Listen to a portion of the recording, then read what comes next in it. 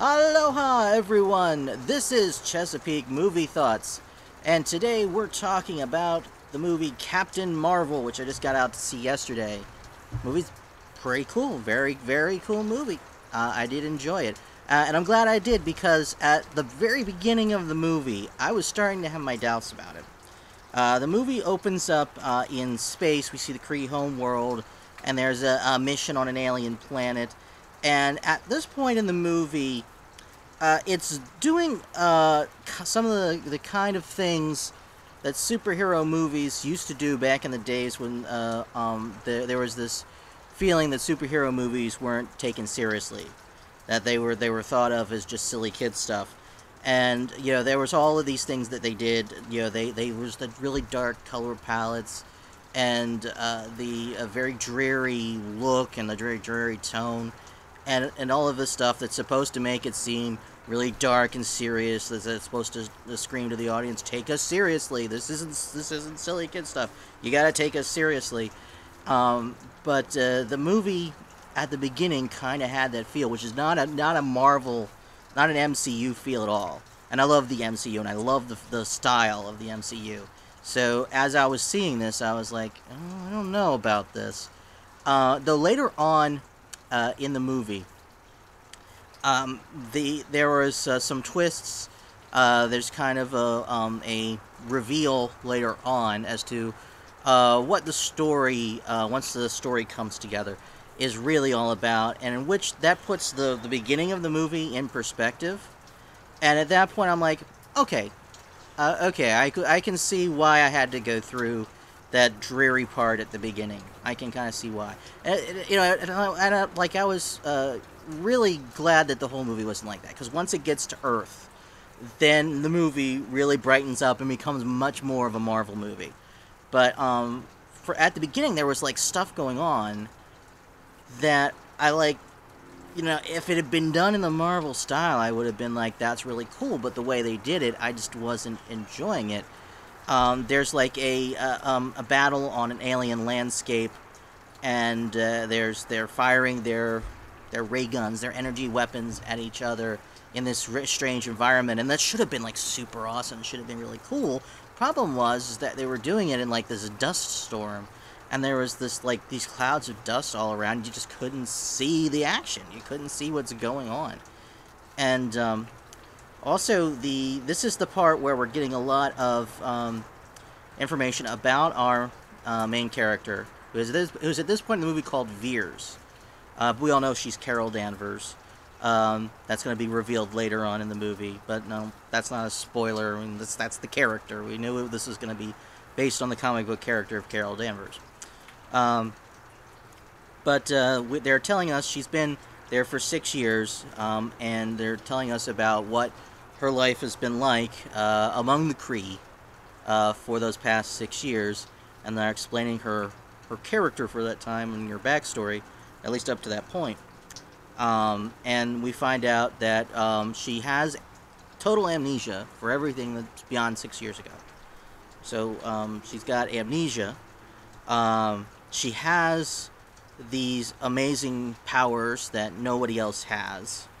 And she is constantly being told and trained to keep her emotions in check, because she's told that if she loses control of her emotions in battle, it can be very dangerous.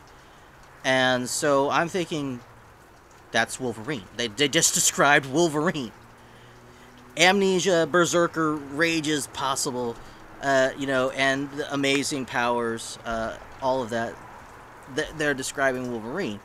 But fortunately, the comparisons to Wolverine do not continue through the rest of the movie, and I don't think they were intentional. I think this ended up being kind of an unintentional parallel. But the movie, there is some expectation subversion later on in the movie, and I do like the way that they tell the story, because the story is kind of like a puzzle. It's kind of like a jigsaw puzzle. You're getting pieces of it throughout the beginning of the movie, but at some point in the midway of the movie, You've gotten enough pieces of it, and this is paralleling what Carol's going through because she's got amnesia, so she's piecing together her own origin story, her own backstory, as the audience is as well. And at some point in the movie, you've got enough pieces filled in that you start to see what the picture is supposed to look like, and it just becomes a little bit more straightforward and a little easier to follow from that point on as the final pieces are falling into place. But I do kind of like how they did that. It was, but like I said, there's this like these first, I don't know, like 5 or 10 minutes of the movie, maybe longer, maybe 20, where I'm a little iffy. I'm a little iffy because I don't want the whole movie to be like this. It's a little like the storytelling's a little disjointed because we're only getting little pieces of the puzzle, and it's in this like very dreary kind of universe. And fortunately, that doesn't continue. Plus, it begins to make sense why it was like that by the end of the movie. So you get to I end up being much more happy with that first part once I understand where it fits in context. So the character of Carol Danvers is fine. She's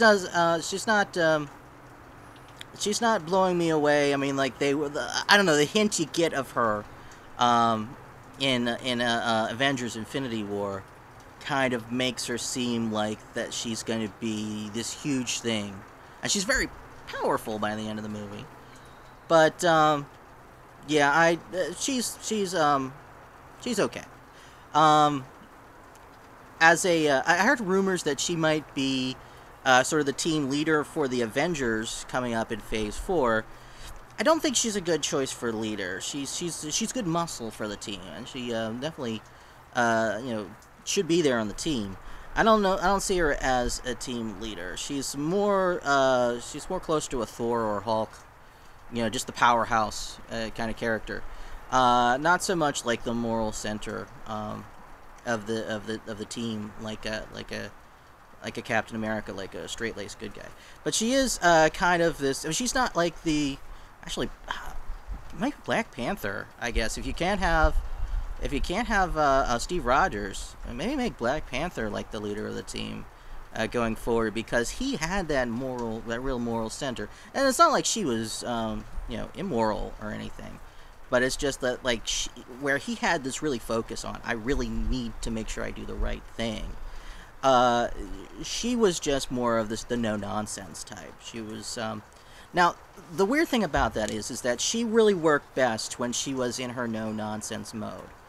Just like, this is the mission, let's get it done, let's not fool around, that kind of thing. And that was kind of where her character gelled. But there were times where they do the typical Marvel thing.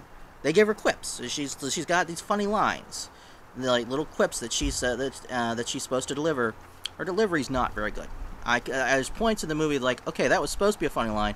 I'm supposed to be laughing. I'm not laughing. I think it was her delivery. It's like she just did not have the comic timing. She really did not have the comic timing.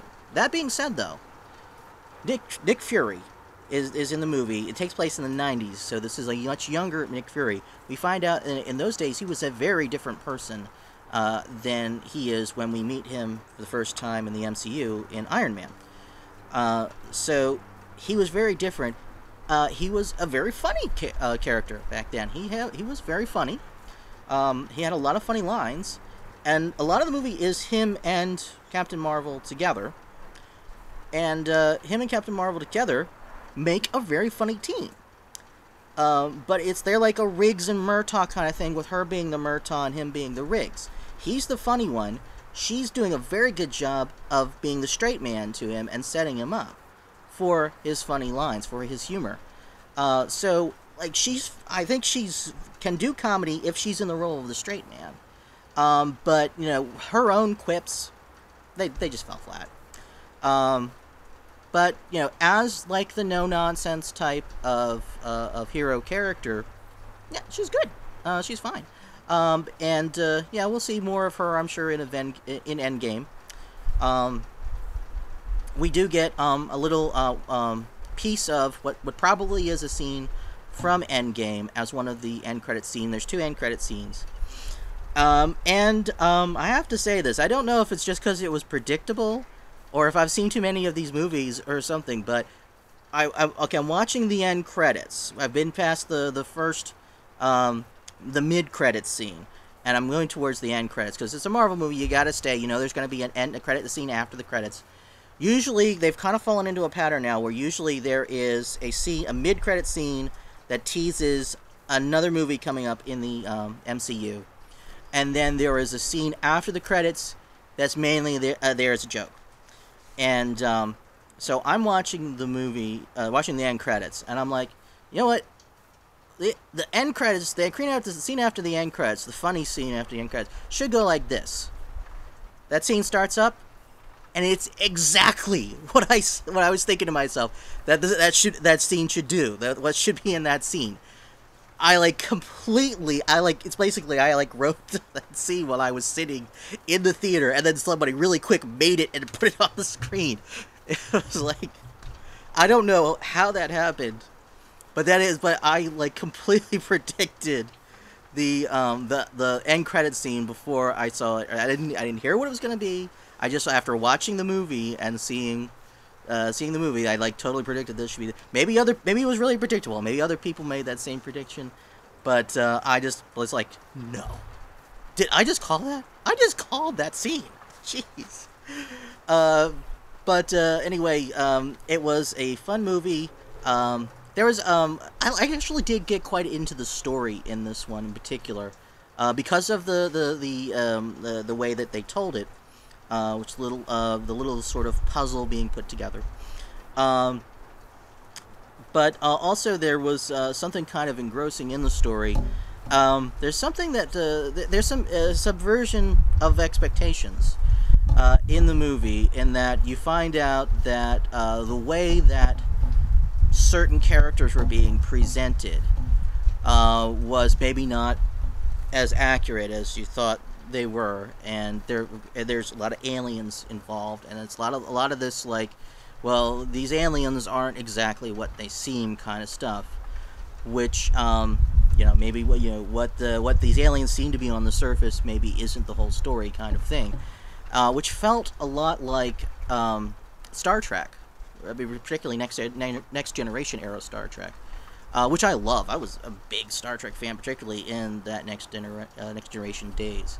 So it kind of felt a little bit like one of those stories, and I was really getting engrossed in it, kind of because of that. A lot of good points. Gets good grade on the story. The action, very good action. One thing I'll say about Captain Marvel is Brie Larson. I did criticize her for the comedy. She does have the physicality. The action is good. She does bring good action. There were some points in which it did seem to be trying to parallel other movies. As I think back on it, I see that there's certain parallels to maybe Thor Ragnarok, where she's kind of comparable to Thor, where what they're paralleling was done much better in Thor. And there's some use of pop songs. It takes place in the 90s, so they're 90s pop songs, where they're trying to parallel, well, to some extent, Thor Ragnarok with Immigrant's Song, where that was used there. But in particular, Guardians of the Galaxy, where they used that music so well, not as well integrated here. I'm also not as big a fan of that style of music, that 90s style of music. So personally, it may just not have worked as well, but I think it just wasn't integrated quite as well either. But very fun. By the end of the movie, I was having a lot of fun with it. Very smiling a lot. There's some moments where it fits in continuity very nicely. Because this just takes place in the 90s, so it's before most of the Marvel movies that we've seen. And there's some continuity stuff in there where it fits very, very nicely, and it reminded me of those videos on YouTube where they say it's oddly satisfying. There's sometimes where there was a continuity thing that they worked in, where it just fit into that continuity very nicely, and I had that oddly satisfying feeling. But then there are also a couple of things where it's not like it doesn't fit into continuity, but there's it's not as obvious as where it fits into continuity. There's a little thing not as continuity, but they raise some questions. Is like, okay, well, wait a minute, how did you get from point A to point B before getting to point C? It's not a direct, like, from that point A where we know it was before. We know the continuity was at the certain level before, and we know where it's going to be at the end. So there's, you got A point and the C point, but then this B point is a little bit off the beaten path. So it's like there's something weird that happened that led it to B before it got to C. If that makes any sense, it probably doesn't. But yeah, but where the continuity is nice, that give me that kind of oddly satisfying feeling. I guess I kind of get that. I guess kind of a continuity nerd when it comes to that. But it's just really nice when, you know, like, a new movie comes out that's supposed to fit in continuity, and like they get the continuity right. It's like, okay, that really works. That's kind of one of those oddly satisfying feelings. But in terms of character, where there was like family stuff, and it's like kind of family stuff, but it's kind of like best friends kind of stuff. You know, kind of like the friends are as close as family. Where you get into that, that's also very, very nice and very charming there. Also praise for the movie for that point. So a lot of good points in this movie.